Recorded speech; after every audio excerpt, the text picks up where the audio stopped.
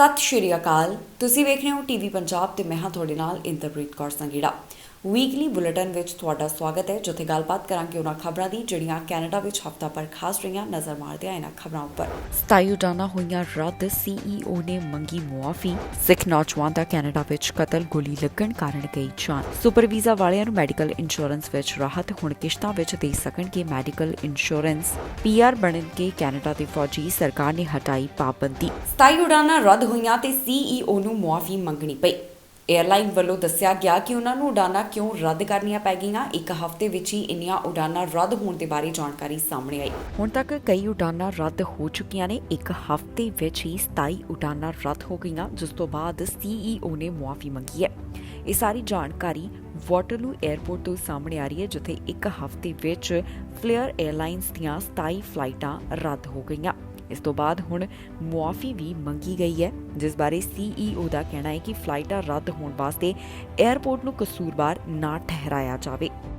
ਜੀ ਹਾਂ, ਹੁਣ ਪਿਛਲੇ ਹਫ਼ਤੇ ਜਿਹੜੀਆਂ ਉਡਾਨਾਂ ਰੱਦ ਹੋਈਆਂ, ਉਸ ਤੋਂ ਬਾਅਦ ਜਿਹੜੇ ਲੋਕ ਪ੍ਰਭਾਵਿਤ ਹੋਏ ਨੇ ਉਹਨਾਂ ਤੋਂ ਏਅਰਲਾਈਨ ਦੇ CEO ਨੇ ਮੁਆਫੀ ਮੰਗੀ ਹੈ।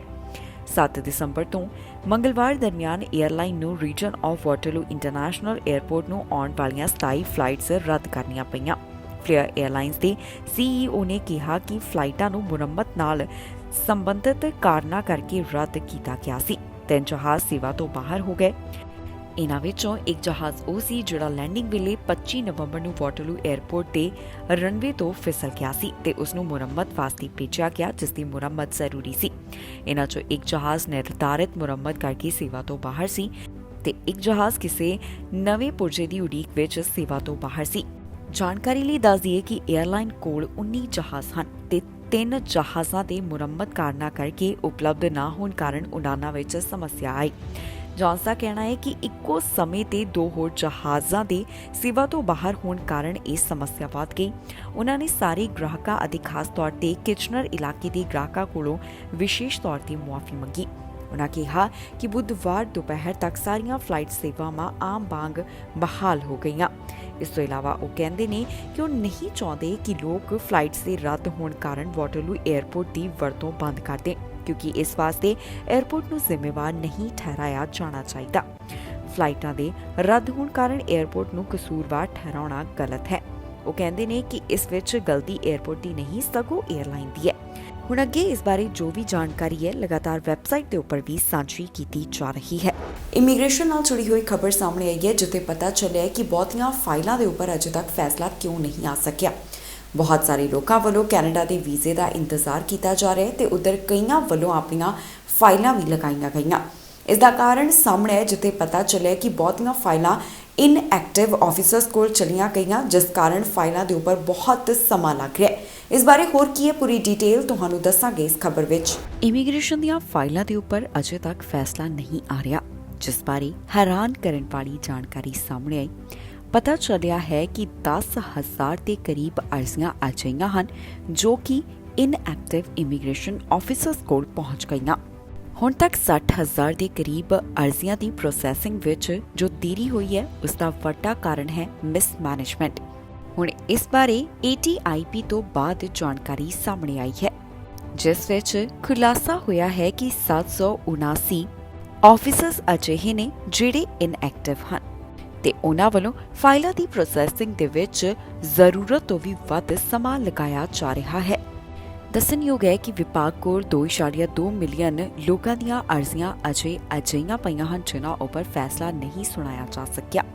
ਹਾਲ ਹੀ ਵਿੱਚ ਬੈਕਲੌਗ ਦੇ ਬਾਰੇ ਅੰਕੜਾ ਸਾਂਝੇ ਕਰਦਿਆਂ ਵਿਭਾਗ ਵੱਲੋਂ ਦੱਸਿਆ ਗਿਆ ਕਿ ਪਹਿਲਾਂ ਦੇ ਮੁਕਾਬਲੇ ਫਾਈਲਾਂ ਘੱਟ ਹੋਈਆਂ ਨੇ, ਪਰ ਅਜੇ ਵੀ ਬਹੁਤੀਆਂ ਫਾਈਲਾਂ ਦੇ ਉੱਪਰ ਫੈਸਲਾ ਸੁਣਾਉਣਾ ਬਾਕੀ ਹੈ। ਕਿਹੜੀ ਕੈਟਾਗਰੀ ਦੇ ਵਿੱਚ ਕਿੰਨੀਆਂ ਫਾਈਲਾਂ ਪਈਆਂ ਨੇ, ਇਸ ਬਾਰੇ ਉਹਨਾਂ ਵੱਲੋਂ ਸਾਰੀ ਡਿਟੇਲ ਸਾਂਝੀ ਕੀਤੀ ਗਈ ਸੀ। ਇਸ ਦੇ ਨਾਲ ਹੀ ਇਮੀਗ੍ਰੇਸ਼ਨ ਵਿਭਾਗ ਵੱਲੋਂ ਸਮੇਂ-ਸਮੇਂ ਦੇ ਉੱਪਰ ਇਸ ਗੱਲ ਦਾ ਵੀ ਜ਼ਿਕਰ ਕੀਤਾ ਜਾ ਰਿਹਾ ਹੈ ਕਿ ਉਹਨਾਂ ਵੱਲੋਂ ਉਪਰਾਲੇ ਕੀਤੇ ਜਾ ਰਹੇ ਨੇ ਤਾਂ ਕਿ ਇਮੀਗ੍ਰੇਸ਼ਨ ਦੇ ਪੱਧਰ ਵਿੱਚ ਸੁਧਾਰ ਲਿਆਂਦਾ ਜਾ ਸਕੇ। ਪਰ ਫਿਰ ਵੀ ਅਜੇ ਬਹੁਤ ਸਾਰੇ ਲੋਕ ਕਤਾਰ ਵਿੱਚ ਨੇ ਜਿਨ੍ਹਾਂ ਵੱਲੋਂ ਆਪਣੀਆਂ ਫਾਈਲਾਂ ਲਗਾਈਆਂ ਗਈਆਂ, ਪਰ ਅਜੇ ਤੱਕ ਉਹਨਾਂ ਦੀਆਂ ਫਾਈਲਾਂ ਦੇ ਉੱਪਰ ਫੈਸਲਾ ਨਹੀਂ ਆ ਸਕਿਆ। ਖਾਸ ਤੌਰ ਤੇ ਉੱਪਰ Tier 2 PR ਪ੍ਰੋਗਰਾਮ ਦਾ ਜ਼ਿਕਰ ਹੋ ਰਿਹਾ ਹੈ, ਜਿੱਥੇ ਅਜੇ ਤੱਕ ਫਾਈਲ ਲਗਾਉਣ ਵਾਲਿਆਂ ਨੂੰ ਨਹੀਂ ਪਤਾ ਲੱਗ ਰਿਹਾ ਕਿ ਉਹਨਾਂ ਦੀਆਂ ਫਾਈਲਾਂ ਦੇ ਉੱਪਰ ਕਿੰਨਾ ਕੰਮ ਹੋ ਚੁੱਕਾ ਹੈ। ਇਸ ਸੰਬੰਧੀ ਵੀ ਵਿਭਾਗ ਨੂੰ ਲਗਾਤਾਰ ਅਪੀਲ ਕੀਤੀ ਜਾ ਰਹੀ ਹੈ ਕਿ ਜਲਦ ਤੋਂ ਜਲਦ ਉਹਨਾਂ ਦੀਆਂ ਫਾਈਲਾਂ ਉੱਪਰ ਫੈਸਲਾ ਸੁਣਾਇਆ ਜਾਵੇ। ਪ੍ਰਧਾਨ ਮੰਤਰੀ ਜਸਟਿਨ ਟਰੂਡੋ ਵੀ ਇਸ ਬਾਰੇ ਬੋਲੇ ਸਨ ਤੇ ਉਹਨਾਂ ਵੱਲੋਂ ਦੱਸਿਆ ਗਿਆ ਕਿ ਨਵੇਂ ਸਟਾਫ ਦੀ ਭਰਤੀ ਕੀਤੀ ਜਾ ਰਹੀ ਹੈ ਤਾਂ ਕਿ ਜੋ ਪੈਂਡੈਮਿਕ ਕਾਰਨ ਇਮੀਗ੍ਰੇਸ਼ਨ ਦੇ ਉੱਪਰ ਪ੍ਰਭਾਵ ਪਿਆ ਉਸ ਦਾ ਹੱਲ ਕੱਢ ਲਿਆ ਜਾਵੇ। ਹੁਣ ਦੇਖਣਾ ਹੋਵੇਗਾ ਕਿ ਆਉਣ ਵਾਲੇ ਸਮੇਂ ਦੌਰਾਨ IRCC ਇਸ ਸੰਬੰਧ ਵਿੱਚ ਕਿਹੜੇ ਨਵੇਂ ਕਦਮ ਚੁੱਕਦਾ ਹੈ। ਕੈਨੇਡਾ ਤੋਂ ਇਸ ਹਫ਼ਤੇ ਪੰਜਾਬੀ ਭਾਈਚਾਰੇ ਲਈ ਇੱਕ ਬੁਰੀ ਖਬਰ ਸਾਹਮਣੇ ਆਈ, ਜਿੱਥੇ ਸਿੱਖ ਨੌਜਵਾਨ ਦਾ ਕਤਲ ਕਰ ਦਿੱਤਾ ਗਿਆ। ਇਸ ਨੌਜਵਾਨ ਦਾ ਕਤਲ ਗੋਲੀਆਂ ਮਾਰ ਕੇ ਕੀਤਾ ਗਿਆ, ਜਿਸ ਦੀ ਪਹਿਚਾਣ ਵੀ ਪੁਲਿਸ ਅਧਿਕਾਰੀਆਂ ਵੱਲੋਂ ਜਨਤਕ ਕੀਤੀ ਗਈ। ਕੈਨੇਡਾ ਤੋਂ ਸਿੱਖ ਨੌਜਵਾਨ ਦੇ ਕਤਲ ਦਾ ਮਾਮਲਾ ਸਾਹਮਣੇ ਹੈ, ਜਿਸ ਬਾਰੇ ਪੁਲਿਸ ਅਧਿਕਾਰੀਆਂ ਵੱਲੋਂ ਜਾਣਕਾਰੀ ਸਾਂਝੀ ਕੀਤੀ ਗਈ ਹੈ। ਇਹ ਘਟਨਾ ਐਡਮਿੰਟਨ ਦੇ ਨਾਲ ਜੁੜੀ ਹੋਈ ਹੈ, ਜਿੱਥੇ ਸਿੱਖ ਨੌਜਵਾਨ ਦੇ ਗੋਲੀ ਮਾਰ ਕੇ ਉਸ ਦਾ ਕਤਲ ਕਰ ਦਿੱਤਾ ਗਿਆ। ਇਸ ਨੌਜਵਾਨ ਦੀ ਪਹਿਚਾਣ ਪੁਲਿਸ ਅਧਿਕਾਰੀਆਂ ਵੱਲੋਂ 24 ਸਾਲਾ ਸਨਰਾਜ ਸਿੰਘ ਦੇ ਤੌਰ ਤੇ ਉੱਪਰ ਦੱਸੀ ਗਈ ਹੈ। ਪੁਲਿਸ ਅਧਿਕਾਰੀਆਂ ਦੇ ਦੱਸਣ ਮੁਤਾਬਕ ਇਹ ਮਾਮਲਾ 3 ਦਸੰਬਰ ਵਾਲੇ ਦਿਨ 8:40 ਦੇ ਕਰੀਬ ਐਡਮਿੰਟਨ ਦੇ 13 ਐਵਨਿਊ ਦੇ 51 ਸਟਰੀਟ ਦੇ ਨੇੜਿਓਂ ਸਾਹਮਣੇ ਆਇਆ, ਜਿੱਥੇ ਆਫੀਸਰਸ ਨੂੰ ਗੋਲੀਆਂ ਚੱਲਣ ਬਾਰੇ ਜਾਣਕਾਰੀ ਮਿਲੀ। ਜਦੋਂ ਮੌਕੇ ਵਾਲੀ ਥਾਂ ਦੇ ਉੱਪਰ ਪਹੁੰਚੇ ਤਾਂ ਉਹਨਾਂ ਨੇ ਦੇਖਿਆ ਕਿ ਇੱਕ ਵਿਅਕਤੀ ਵਾਹਨ ਦੇ ਵਿੱਚ ਬੈਠਾ ਹੋਇਆ ਸੀ। ਆਫੀਸਰਸ ਵੱਲੋਂ ਸਿੰਘ ਨੂੰ CPR ਦੇਣ ਦੀ ਕੋਸ਼ਿਸ਼ ਕੀਤੀ ਗਈ, ਪਰ ਉਸ ਨੂੰ ਕੁਝ ਸਮੇਂ ਬਾਅਦ ਮ੍ਰਿਤਕ ਐਲਾਨ ਕਰ ਦਿੱਤਾ ਗਿਆ। ਸਨਰਾਜ ਦੀ ਮੌਤ ਦੇ ਕਾਰਨ ਗੋਲੀਆਂ ਦੱਸੇ ਜਾ ਰਹੇ ਨੇ, ਜਿਸ ਦੇ ਉੱਪਰ ਗੋਲੀ ਨਾਲ ਹਮਲਾ ਕੀਤਾ ਗਿਆ। ਇਸ ਨੂੰ ਹੋਮਿਸਾਈਡ ਦੇ ਮਾਮਲੇ ਦੇ ਤੌਰ ਤੇ ਉੱਪਰ ਪੁਲਿਸ ਅਧਿਕਾਰੀਆਂ ਵੱਲੋਂ ਦੇਖਿਆ ਜਾ ਰਿਹਾ ਹੈ। ਦੱਸ ਦਈਏ ਕਿ ਇਸ ਤੋਂ ਕੁਝ ਸਮਾਂ ਪਹਿਲਾਂ 7 ਦਸੰਬਰ ਨੂੰ ਇੱਕ ਅਜਿਹਾ ਮਾਮਲਾ ਸਾਹਮਣੇ ਆਇਆ, ਜਿੱਥੇ ਪੰਜਾਬੀ ਮੂਲ ਦੀ ਲੜਕੀ ਦਾ ਘਰ ਵਿੱਚ ਚਾਕੂ ਮਾਰ ਕੇ ਕਤਲ ਕਰ ਦਿੱਤਾ ਗਿਆ। ਅਧਿਕਾਰੀਆਂ ਵੱਲੋਂ ਉਸ ਦੇ ਪਤੀ ਖਿਲਾਫ ਕਾਰਵਾਈ ਕੀਤੀ ਗਈ, ਜਿਸ ਨੂੰ ਘਰੇਲੂ ਹਿੰਸਾ ਦੇ ਚੱਲਦਿਆਂ ਗ੍ਰਿਫਤਾਰ ਕੀਤਾ ਗਿਆ। ਇੱਕ ਹੋਰ ਅਜਿਹਾ ਮਾਮਲਾ 3 ਦਸੰਬਰ ਨੂੰ ਸਾਹਮਣੇ ਆਇਆ, ਜਿੱਥੇ ਪਵਨਪ੍ਰੀਤ ਨਾਮਕ ਕੁੜੀ ਨੂੰ ਗੈਸ ਸਟੇਸ਼ਨ ਤੇ ਗੋਲੀਆਂ ਮਾਰ ਦਿੱਤੀਆਂ ਗਈਆਂ। ਇਸ ਤੋਂ ਵੀ ਪਹਿਲਾਂ ਇੱਕ ਅਜਿਹਾ ਮਾਮਲਾ ਸਰੀ ਤੋਂ ਦਰਜ ਕੀਤਾ ਗਿਆ ਸੀ, ਜਿੱਥੇ ਪਾਰਕਿੰਗ ਲਾਟ ਦੇ ਵਿੱਚ ਮਹਿਕਪ੍ਰੀਤ ਸੇਠੀ ਦਾ ਚਾਕੂ ਮਾਰ ਕੇ ਕਤਲ ਕਰ ਦਿੱਤਾ ਗਿਆ। ਹੁਣ ਇਸ ਤਰ੍ਹਾਂ ਦੇ ਕਤਲ ਦੇ ਜੋ ਮਾਮਲੇ ਲਗਾਤਾਰ ਸਾਹਮਣੇ ਆ ਰਹੇ ਨੇ, ਉਸ ਤੋਂ ਬਾਅਦ ਪੰਜਾਬੀ ਭਾਈਚਾਰੇ ਵਿੱਚ ਵੀ ਚਿੰਤਾ ਦੀ ਲਹਿਰ ਦੇਖਣ ਨੂੰ ਮਿਲ ਰਹੀ ਹੈ। ਹਾਲ ਹੀ ਵਿੱਚ ਸਟੈਟਿਸਟਿਕਸ ਕੈਨੇਡਾ ਵੱਲੋਂ ਕੁਝ ਤਾਜ਼ਾ ਅੰਕੜੇ ਵੀ ਪੇਸ਼ ਕੀਤੇ ਗਏ, ਜਿਨ੍ਹਾਂ ਤੋਂ ਪਤਾ ਚੱਲਦਾ ਹੈ ਕਿ ਦੇਸ਼ ਵਿੱਚ 788 ਹੋਮਿਸਾਈਡ ਦੇ ਮਾਮਲੇ ਦਰਜ ਕੀਤੇ ਜਾ ਚੁੱਕੇ ਹਨ। ਇਸ ਤਰ੍ਹਾਂ ਦੀਆਂ ਘਟਨਾ ਸਾਹਮਣੇ ਆਉਣ ਤੋਂ ਬਾਅਦ ਜਿੱਥੇ ਭਾਈਚਾਰਾ ਚਿੰਤਾ ਵਿੱਚ ਹੈ, ਦੂਸਰੇ ਪਾਸੇ ਲਗਾਤਾਰ ਪੁਲਿਸ ਅਧਿਕਾਰੀ ਵੀ ਇਸ ਨੂੰ ਲੈ ਕੇ ਅਪਡੇਟ ਸਾਂਝੀ ਕਰਦੇ ਹੋਏ ਦਿਖਾਈ ਦੇ ਰਹੇ ਨੇ। ਸੁਪਰ ਵੀਜ਼ਾ ਵਾਲਿਆਂ ਲਈ ਇਸ ਹਫ਼ਤੇ ਵੱਡੀ ਖਬਰ ਸਾਹਮਣੇ ਆਈ, ਜਿੱਥੇ ਮੈਡੀਕਲ ਇੰਸ਼ੋਰੈਂਸ ਵਿੱਚ ਰਾਹਤ ਦਿੱਤੀ ਗਈ ਹੈ। ਹੁਣ ਕਿਸ਼ਤਾਂ ਵਿੱਚ ਮੈਡੀਕਲ ਇੰਸ਼ੋਰੈਂਸ ਦਿੱਤੀ ਜਾ ਸਕੇਗੀ। ਪਹਿਲਾਂ ਐਲਾਨ ਕੀਤਾ ਗਿਆ ਕਿ ਇੱਕੋ ਵਾਰ ਹੀ ਇੰਸ਼ੋਰੈਂਸ ਦੇਣੀ ਪਵੇਗੀ, ਪਰ ਹੁਣ ਇਸ ਸੰਬੰਧੀ ਵੱਡੀ ਰਾਹਤ ਇਸ ਹਫ਼ਤੇ ਦਿੱਤੀ ਗਈ। ਸੁਪਰ ਵੀਜ਼ਾ ਵਾਲਿਆਂ ਲਈ ਇੱਕ ਚੰਗੀ ਖਬਰ ਸਾਹਮਣੇ ਆਈ ਹੈ, ਜਿੱਥੇ ਹੁਣ ਸੁਪਰ ਵੀਜ਼ਾ ਵਾਸਤੇ ਮੈਡੀਕਲ ਇੰਸ਼ੋਰੈਂਸ ਬਿਨੇਕਾਰ ਕਿਸ਼ਤਾਂ ਵਿੱਚ ਦੇ ਸਕਦੇ ਨੇ। ਇਸ ਤੋਂ ਇਲਾਵਾ ਸੁਪਰ ਵੀਜ਼ਾ ਦੇ ਉੱਪਰ ਜਿਹੜੇ ਮਾਂ-ਬਾਪ ਹੋਣਗੇ ਉਹ 5 ਸਾਲ ਇਕੱਠੇ ਹੀ ਕੈਨੇਡਾ ਵਿੱਚ ਰਹਿ ਸਕਦੇ ਹਨ। ਇਸ ਬਾਰੇ ਤਾਂ ਵਿਭਾਗ ਵੱਲੋਂ ਪਹਿਲਾਂ ਹੀ ਐਲਾਨ ਕਰ ਦਿੱਤਾ ਗਿਆ ਸੀ। ਜੋ ਤਾਜ਼ਾ ਜਾਣਕਾਰੀ ਸਾਹਮਣੇ ਉਸ ਵਿੱਚ ਪਤਾ ਚੱਲਿਆ ਹੈ ਕਿ ਸੁਪਰ ਵੀਜ਼ਾ ਵਾਸਤੇ ਅਰਜ਼ੀ ਦੇਣ ਵਾਲੇ ਬਿਨੇਕਾਰ ਹੁਣ ਕਿਸ਼ਤਾਂ ਵਿੱਚ ਮੈਡੀਕਲ ਇੰਸ਼ੋਰੈਂਸ ਦੇ ਸਕਦੇ ਹਨ, ਜੋ ਕਿ ਬਿਨੇਕਾਰਾਂ ਵਾਸਤੇ ਇੱਕ ਵੱਡੀ ਰਾਹਤ ਦੀ ਖਬਰ ਹੈ। ਅਗਸਤ ਮਹੀਨੇ ਦੌਰਾਨ ਇਮੀਗ੍ਰੇਸ਼ਨ ਵਿਭਾਗ ਵੱਲੋਂ ਸੁਪਰ ਵੀਜ਼ਾ ਦੀ ਅਰਜ਼ੀ ਦੇਣ ਸਮੇਂ ਸਾਰੀ ਮੈਡੀਕਲ ਇੰਸ਼ੋਰੈਂਸ ਫੀਸ ਇਕੱਠੀ ਭਰਨ ਦੀ ਸ਼ਰਤ ਲਗਾ ਦਿੱਤੀ, ਜਿਸ ਤੋਂ ਬਾਅਦ ਬਿਨੇਕਾਰ ਕਾਫੀ ਪਰੇਸ਼ਾਨ ਹੋ ਗਏ। ਇਸ ਤੋਂ ਬਾਅਦ ਮੰਗ ਹੋਣ ਲੱਗੀ ਕਿ ਨਿਯਮਾਂ ਵਿੱਚ ਤਬਦੀਲੀ ਕੀਤੀ ਜਾਵੇ। ਬਹੁਤ ਸਾਰੇ ਬਿਨੇਕਾਰ ਆਪਣੀ ਪਰੇਸ਼ਾਨੀ ਵੀ ਦੱਸਦੇ ਹੋਏ ਦਿਖਾਈ ਦਿੱਤੇ। ਇਮੀਗ੍ਰੇਸ਼ਨ ਮਾਹਰ ਵੱਲੋਂ ਇਸ ਸੰਬੰਧੀ ਇੱਕ ਪਟੀਸ਼ਨ ਵੀ ਸ਼ੁਰੂ ਕੀਤੀ ਗਈ ਸੀ। ਇਸ ਨਾਲ ਬਿਨੇਕਾਰਾਂ ਨੂੰ ਹਜ਼ਾਰਾਂ ਡਾਲਰ ਇਕੱਠੇ ਭਰਨੇ ਪੈਂਦੇ ਸਨ, ਜਿਸ ਨਾਲ ਉਹਨਾਂ ਦੇ ਆਰਥਿਕ ਬੋਝ ਵੀ ਪੈ ਰਿਹਾ ਸੀ। ਦੱਸ ਦਈਏ, ਸੁਪਰ ਵੀਜ਼ਾ ਤੇ ਆਏ ਬਿਨੇਕਾਰਾਂ ਨੂੰ ਮੈਡੀਕਲ ਸਹੂਲਤਾਂ ਨਹੀਂ ਮਿਲਦੀਆਂ, ਜਿਸ ਲਈ ਉਹ ਇੰਸ਼ੋਰੈਂਸ ਲੈਂਦੇ ਹਨ। ਨਿਯਮਾਂ ਮੁਤਾਬਕ ਬਿਨੇਕਾਰਾਂ ਨੂੰ ਕੈਨੇਡਾ ਵਿੱਚ ਆਉਣ ਤੋਂ 1 ਸਾਲ ਦੇ ਸਮੇਂ ਤੱਕ ਦੀ ਕਿਸੇ ਵੀ ਕੈਨੇਡੀਅਨ ਕੰਪਨੀ ਤੋਂ ਘੱਟ $1 ਲੱਖ ਦੀ ਇੰਸ਼ੋਰੈਂਸ ਲੈਣੀ ਪੈਂਦੀ ਹੈ ਤੇ ਇਸ ਨੂੰ ਸਬੂਤ ਵਜੋਂ ਰੱਖਣਾ ਪੈਂਦਾ ਹੈ। ਕੈਨੇਡੀਅਨ ਇਮੀਗ੍ਰੇਸ਼ਨ ਵਿਭਾਗ ਵੱਲੋਂ ਜੂਨ ਮਹੀਨੇ ਦੌਰਾਨ ਐਲਾਨ ਕੀਤੇ ਗਏ ਨਵੇਂ ਨਿਯਮਾਂ ਤਹਿਤ ਕੈਨੇਡੀਅਨ ਕੰਪਨੀ ਤੋਂ ਮੈਡੀਕਲ ਇੰਸ਼ੋਰੈਂਸ ਲੈਣਾ ਲਾਜ਼ਮੀ ਨਾ ਹੋਣ ਅਤੇ ਬਿਨੇਕਾਰਾਂ ਵੱਲੋਂ ਆਪਣੇ ਦੇਸ਼ ਦੀਆਂ ਕੰਪਨੀਆਂ ਤੋਂ ਵੀ ਇੰਸ਼ੋਰੈਂਸ ਲੈ ਸਕਣ ਦੀ ਗੱਲ ਕਹੀ ਗਈ ਸੀ, ਪਰ ਫਿਲਹਾਲ ਵਿਭਾਗ ਨੇ ਇਹਨਾਂ ਕਾਪੀਆਂ ਦੀ ਲਿਸਟ ਜਾਰੀ ਨਹੀਂ ਕੀਤੀ। ਵਿਭਾਗ ਦੀ ਵੈਬਸਾਈਟ ਤੇ ਫਿਲਹਾਲ ਕੈਨੇਡੀਅਨ ਕੰਪਨੀ ਤੋਂ ਹੀ ਇੰਸ਼ੋਰੈਂਸ ਲੈਣ ਦੀ ਗੱਲ ਕਹੀ ਗਈ ਹੈ। ਪ੍ਰਵਾਸੀ ਕੈਨੇਡਾ ਵਿੱਚ ਹੁਣ ਫੌਜੀ ਬਣਨਾ ਚਾਹੁੰਦੇ ਨੇ। ਫੌਜ ਵੱਲੋਂ ਦੱਸਿਆ ਗਿਆ ਕਿ ਉਹਨਾਂ ਨੂੰ ਪੀਆਰ ਦੀਆਂ ਕਈ ਅਰਜ਼ੀਆਂ ਆਈਆਂ ਜਿਨ੍ਹਾਂ ਨੇ ਰੁਚੀ ਦਿਖਾਈ ਹੈ ਕਿ ਉਹ ਫੌਜ ਦਾ ਹਿੱਸਾ ਬਣਨਾ ਚਾਹੁੰਦੇ ਨੇ। ਇਮੀਗ੍ਰੇਸ਼ਨ ਵਿਭਾਗ ਵੱਲੋਂ ਜੋ ਪਾਬੰਦੀਆਂ ਸਨ ਉਹਨਾਂ ਨੂੰ ਹਟਾ ਦਿੱਤਾ ਗਿਆ, ਜਿਸ ਤੋਂ ਬਾਅਦ 2000 ਤੋਂ ਵੱਧ ਅਰਜ਼ੀਆਂ ਫੌਜ ਨੂੰ ਪੀਆਰ ਦੀਆਂ ਮਿਲ ਚੁੱਕੀਆਂ ਨੇ। ਕੈਨੇਡੀਅਨ ਫੌਜ ਵਿੱਚ ਭਰਤੀ ਦੀਆਂ ਤਾਜ਼ਾ ਅਰਜ਼ੀਆਂ ਵਿੱਚੋਂ ਅੱਧੇ ਤੋਂ ਵੱਧ ਬਿਨੇਕਾਰ ਪੀਆਰ ਹਨ। ਹਾਲ ਹੀ ਵਿੱਚ ਸਰਕਾਰ ਨੇ ਪੀਆਰ ਦੇ ਫੌਜ ਵਿੱਚ ਭਰਤੀ ਹੋਣ ਤੇ ਜੋ ਪਾਬੰਦੀ ਲੱਗੀ ਸੀ ਉਸ ਨੂੰ ਹਟਾ ਦਿੱਤਾ, ਜਿਸ ਤੋਂ ਬਾਅਦ ਪੀਆਰ ਦੀਆਂ ਕਈ ਅਰਜ਼ੀਆਂ ਫੌਜ ਵਾਸਤੇ ਆਈਆਂ ਨੇ। ਪਿਛਲੇ ਦਿਨੀ ਵੀ ਇਸ ਬਾਰੇ ਵਿਭਾਗ ਵੱਲੋਂ ਜਾਣਕਾਰੀ ਦਿੱਤੀ ਗਈ ਸੀ। ਕੈਨੇਡਾ ਦੇ ਰਾਸ਼ਟਰੀ ਸੁਰੱਖਿਆ ਵਿਭਾਗ ਮੁਤਾਬਕ ਲੰਘੇ ਇੱਕ ਹਫ਼ਤੇ ਦੌਰਾਨ ਕੈਨੇਡੀਅਨ ਫੌਜ ਵਿੱਚ ਭਰਤੀ ਹੋਣ ਵਾਸਤੇ ਅਰਜ਼ੀਆਂ ਦੇਣ ਵਾਲਿਆਂ ਵਿੱਚੋਂ ਅੱਧੇ ਤੋਂ ਵੱਧ ਬਿਨੇਕਾਰ ਤਕਰੀਬਨ 700 ਪੀਆਰ ਹਨ। ਨਵੰਬਰ ਮਹੀਨੇ ਦੀ ਸ਼ੁਰੂਆਤ ਤੋਂ 2670 ਨਵੇਂ ਇਮੀਗ੍ਰੈਂਟਸ ਕੈਨੇਡੀਅਨ ਆਰਮਡ ਫੋਰਸਿਸ ਵਿੱਚ ਸੇਵਾ ਨਿਭਾਉਣ ਵਾਸਤੇ ਵੋਲੰਟੀਅਰ ਕਰ ਚੁੱਕੇ ਨੇ। ਇਹ ਉਸ ਰੁਝਾਨ ਦੇ ਖਤਮ ਹੋਣ ਦਾ ਇੱਕ ਸੰਕੇਤ ਹੈ ਕਿ ਨਵੇਂ ਪ੍ਰਵਾਸੀ ਫੌਜ ਦੀਆਂ ਨੌਕਰੀਆਂ ਵਿੱਚ ਦਿਲਚਸਪੀ ਨਹੀਂ ਰੱਖਦੇ। ਆਪਣੇ ਭਾਈਵਾਲਾਂ ਦੇ ਤਰਜ਼ ਤੇ ਕੈਨੇਡਾ ਸਰਕਾਰ ਨੇ 5 ਦਸੰਬਰ ਨੂੰ ਪੀਆਰ ਦੇ ਫੌਜ ਵਿੱਚ ਭਰਤੀ ਹੋਣ ਤੇ ਜੋ ਪਾਬੰਦੀ ਲੱਗੀ ਸੀ ਉਸ ਨੂੰ ਖਤਮ ਕਰ ਦਿੱਤਾ। ਫੌਜ ਪ੍ਰਮੁੱਖ ਜਨਰਲ ਨੇ ਇਸ ਬਾਰੇ ਬੋਲਦਿਆਂ ਕਿਹਾ ਕਿ ਇਹ ਇੱਕ ਜ਼ਬਰਦਸਤ ਸ਼ੁਰੂਆਤ ਹੈ। ਪਿਛਲੇ ਸੋਮਵਾਰ ਨੂੰ ਹੋਏ ਐਲਾਨ ਤੋਂ ਬਾਅਦ ਫੌਜ ਵਿੱਚ ਭਰਤੀ ਸੰਬੰਧੀ ਪੁੱਛ-ਗਿੱਛ ਕਰਨ ਵਾਲਿਆਂ ਵਿੱਚੋਂ 50% ਲੋਕ ਪੀਆਰ ਹਨ। ਭਾਵੇਂ ਇਹ ਸ਼ੁਰੂਆਤੀ ਅੰਕੜੇ ਨੇ, ਪਰ ਜਨਰਲ ਨੂੰ ਇਸ ਨਾਲ ਕੁਝ ਰਾਹਤ ਜ਼ਰੂਰ ਮਿਲੀ ਹੈ, ਕਿਉਂਕਿ ਉਹ ਪਿਛਲੇ ਕਈ ਮਹੀਨਿਆਂ ਤੋਂ ਫੌਜ ਵਿੱਚ ਕਰਮਚਾਰੀਆਂ ਦੀ ਗੰਭੀਰ ਘਾਟ ਦੀ ਚੇਤਾਵਨੀ ਦਿੰਦੇ ਰਹੇ ਨੇ। ਇੱਕ ਅੰਦਾਜ਼ੇ ਮੁਤਾਬਕ ਕੈਨੇਡੀਅਨ ਆਰਮਡ ਫੋਰਸਿਸ ਵਿੱਚ 71500 ਨਿਯਮਿਤ ਕਰਮਚਾਰੀ ਅਤੇ 30000 ਰਿਜ਼ਰਵ ਫੋਰਸ ਤੋਂ ਲਗਭਗ 8000 ਤੋਂ 10000 ਕਰਮਚਾਰੀ ਘੱਟ ਹਨ।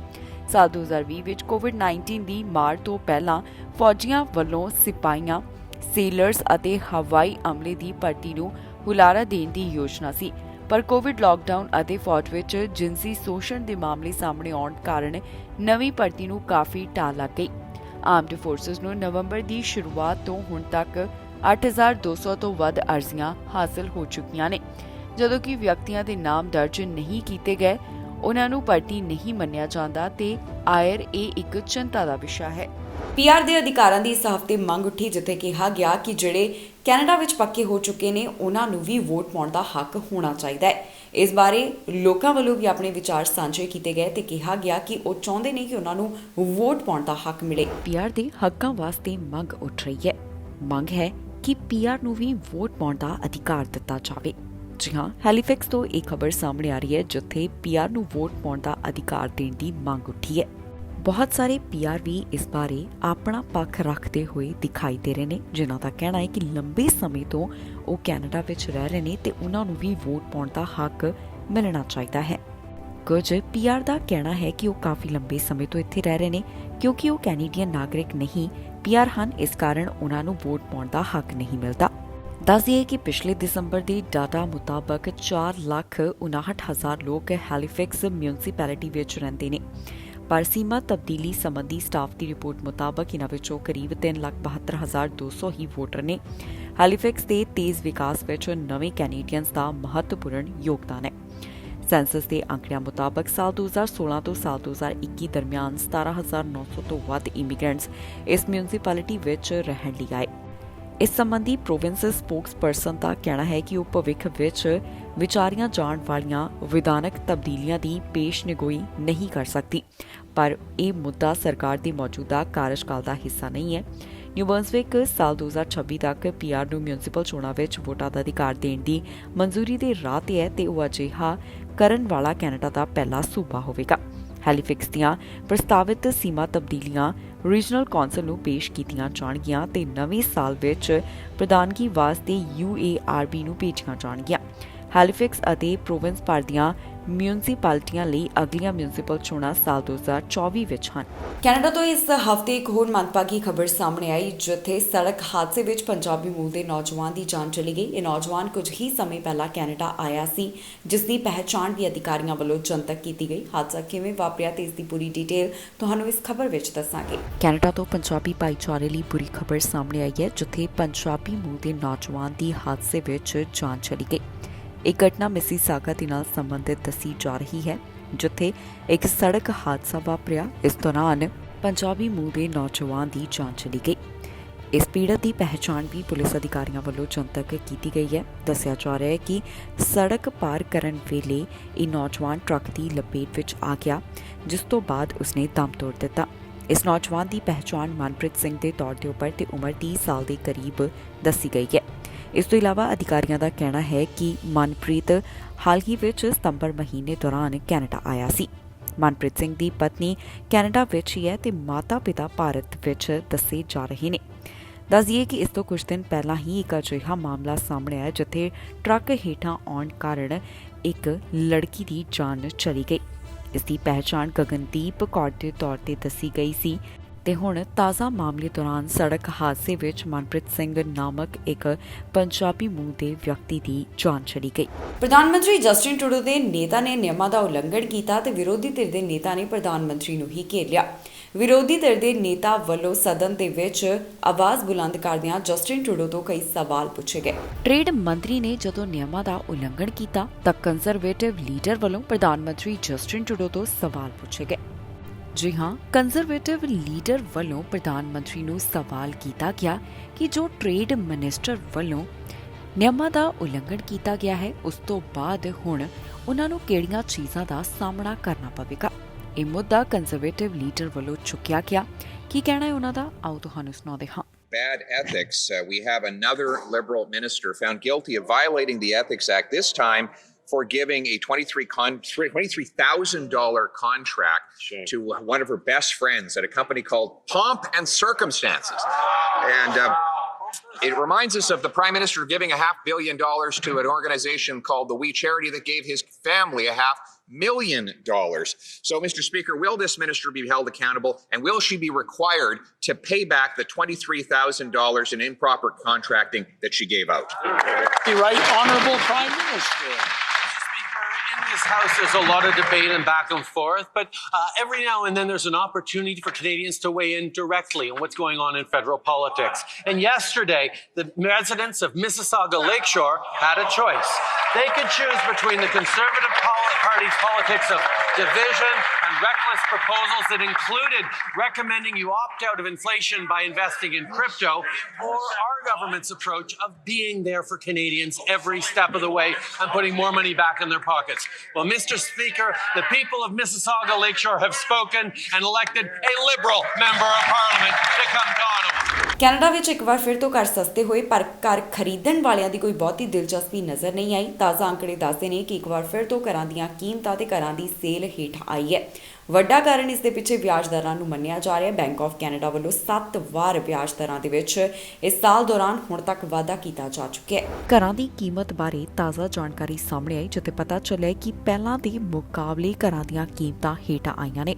ਨਵੰਬਰ ਮਹੀਨੇ ਦੇ ਜੋ ਅੰਕੜੇ ਪੇਸ਼ ਕੀਤੇ ਗਏ, ਉਹਨਾਂ ਮੁਤਾਬਕ ਕੈਨੇਡਾ ਅੰਦਰ ਘਰਾਂ ਦੀ ਔਸਤ ਕੀਮਤ ਘਟ ਕੇ $6,32,802 ਦਰਜ ਕੀਤੀ ਗਈ।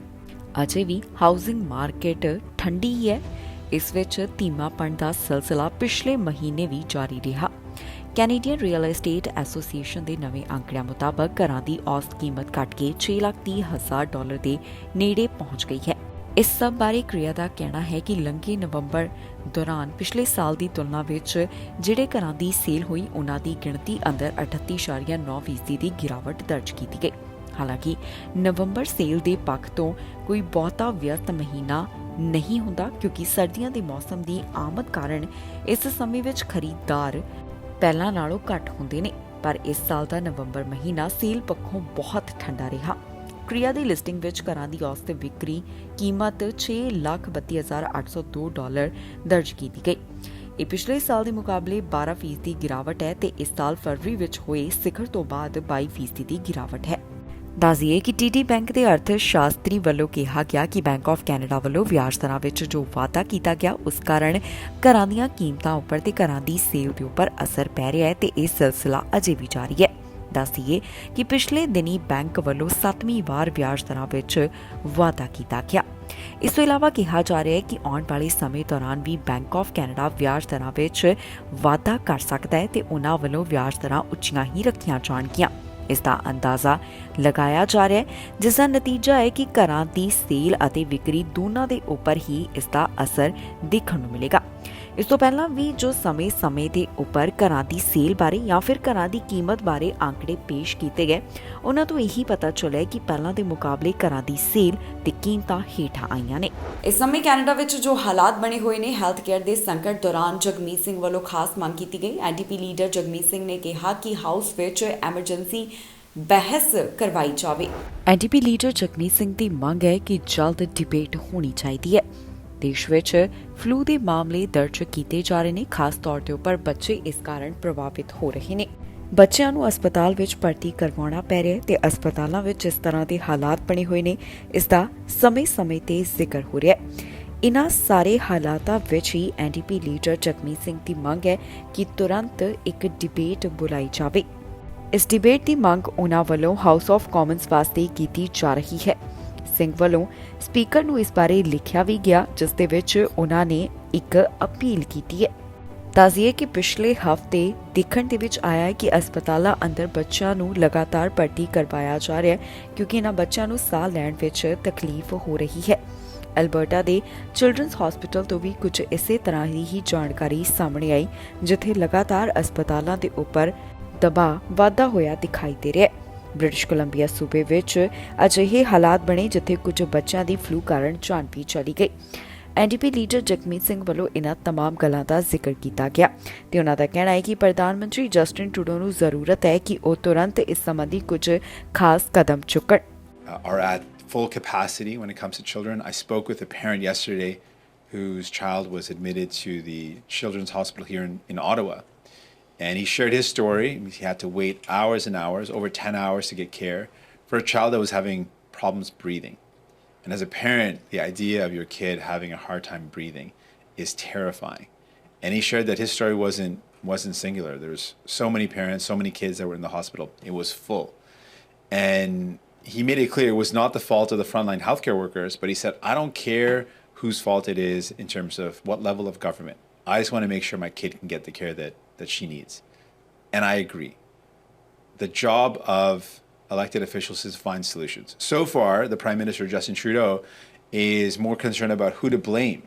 And sure, Doug Ford at the provincial level here in Ontario is responsible and he's not doing what's necessary. But a leader is someone who actually finds solutions. When I'm Prime Minister, I would use every resource possible to make sure our kids are getting the care they need. And that means making sure every step possible is taken to make sure the medication that kids need is available. We still don't know what the solution is for amoxicillin, which is a very important antibiotic used for children. What's the solution to make sure that we have an available source of that? ਸਾਬਕਾ MP gym ਕਾਰ ਇਸ ਦੁਨੀਆ ਵਿੱਚ ਨਹੀਂ ਰਹੇ, ਜਿਨ੍ਹਾਂ ਨੂੰ ਪ੍ਰਧਾਨ ਮੰਤਰੀ ਜਸਟਿਨ ਟਰੂਡੋ ਵੱਲੋਂ ਵੀ ਸ਼ਰਧਾਂਜਲੀ ਦਿੱਤੀ ਗਈ। ਪ੍ਰਧਾਨ ਮੰਤਰੀ ਨੇ ਜਿਮ ਦੇ ਬਾਰੇ ਆਪਣੇ ਵਿਚਾਰ ਸਾਂਝੇ ਕਰਦਿਆਂ ਦੱਸਿਆ ਗਿਆ ਕਿ ਉਹ ਕਿੰਨੇ ਚੰਗੇ ਤੇ ਉਹਨਾਂ ਦੇ ਕਿੰਨੇ ਕਰੀਬੀ ਸਨ।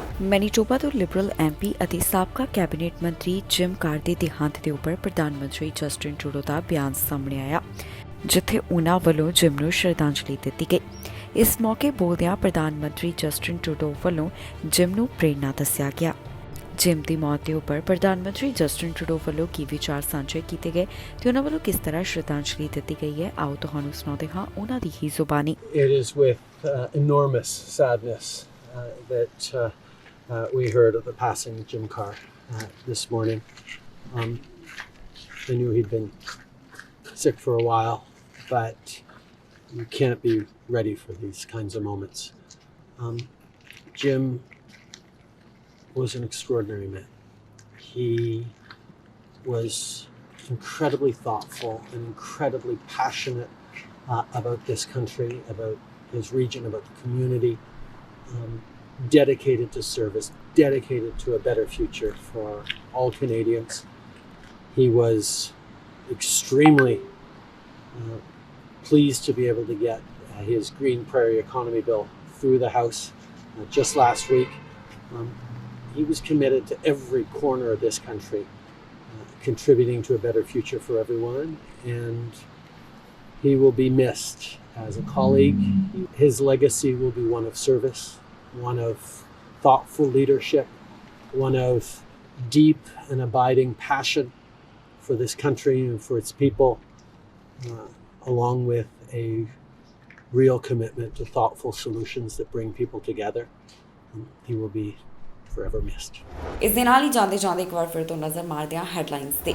27 ਉਡਾਨਾਂ ਹੋਈਆਂ ਰੱਦ, CEO ਨੇ ਮੰਗੀ ਮੁਆਫੀ। ਸਿੱਖ ਨੌਜਵਾਨ ਦਾ ਕੈਨੇਡਾ ਵਿੱਚ ਕਤਲ, ਗੋਲੀ ਲੱਗਣ ਕਾਰਨ ਗਈ ਜਾਨ। ਸੁਪਰ ਵੀਜ਼ਾ ਵਾਲਿਆਂ ਨੂੰ ਮੈਡੀਕਲ ਇੰਸ਼ੋਰੈਂਸ ਵਿੱਚ ਰਾਹਤ, ਹੁਣ ਕਿਸ਼ਤਾਂ ਵਿੱਚ ਦੇ ਸਕਣਗੇ ਮੈਡੀਕਲ ਇੰਸ਼ੋਰੈਂਸ। PR ਬਣਨਗੇ ਕੈਨੇਡਾ ਦੇ ਫੌਜੀ, ਸਰਕਾਰ ਨੇ ਹਟਾਈ ਪਾਬੰਦੀ। ਖਬਰਾਂ ਦੇ ਇਸ ਬੁਲੇਟਿਨ ਵਿੱਚ ਇੰਨਾ ਹੀ। ਫਿਲਹਾਲ ਮੈਨੂੰ ਇੰਦਰਪ੍ਰੀਤ ਕੌਰ ਸੰਗੇੜਾ ਨੂੰ ਦਿਓ ਇਜਾਜ਼ਤ ਤੇ ਤੁਸੀਂ ਵੇਖਦੇ ਰਹੋ TV ਪੰਜਾਬ।